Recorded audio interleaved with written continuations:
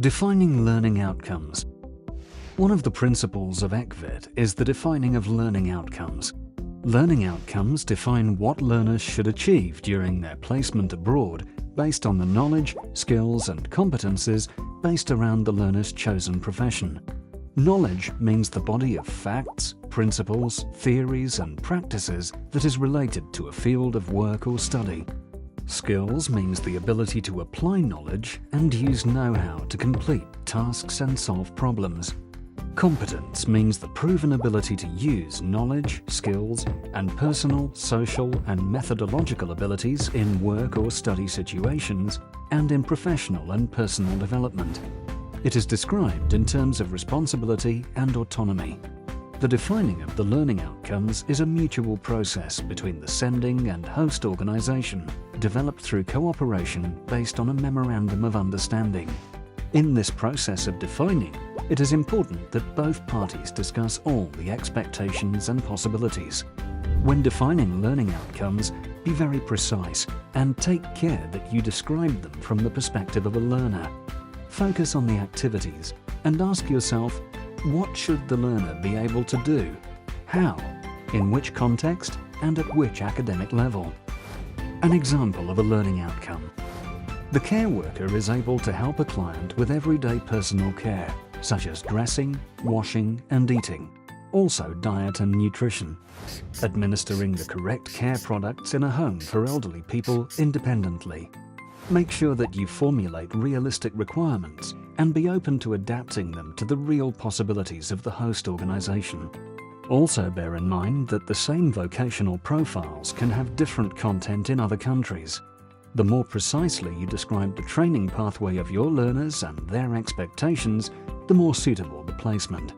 Also keep in mind, a learner in the first year of training cannot perform the same tasks as someone who has almost graduated. A 2 or 3 week placement program should not be too intense. Leave room for flexibility. There is a certain period of acclimatization and also a language barrier, which make it more difficult for the learner to achieve learning outcomes abroad than at home. In which context the placement takes place. It makes a great difference if the placement takes place in a vocational school, a training center, or in a company. In the case of validation, the learning outcomes should fit the national qualification program. At school, you can agree on a daily working plan with clearly defined learning outcomes. In a company, there are other factors which influence the tasks and the possibility to acquiring the learning outcomes. The next step within ECVET is developing the units of learning outcomes. Units of learning outcomes are a group of related learning outcomes of a particular qualification, consisting of a coherent set of knowledge, skills and competence which may be or can be assessed and validated in the host country. Let's give you an example of a unit of learning outcomes. Learning unit, offer personal care. Learning outcomes. The learner helps a client with everyday personal care, such as dressing, washing and eating. Also diet and nutrition. The learner observes physical, mental, emotional and social changes in the health and well-being of the client in order to respond appropriately to such changes. The learner listens to the needs of the client and asks open questions in order to communicate effectively with the client and provide personal care. The learner promotes the elderly person's life quality, paying attention to his or her unique situation and history. The challenge is to define units of learning outcomes which can be reached in the preset time of a study period abroad.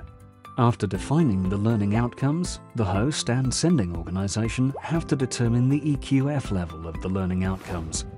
During the assessment, the learner shows his results to his own organization for recognition. In an ideal situation, the units of learning outcomes correspond to the particular qualification program in the home country, which makes recognition in the home country easier. However, many countries have not divided the vocational qualifications into units, so in these countries, specific mobility units should be developed. You could even design an extracurricular unit of learning outcomes that particularly fits with the objectives of your mobility project.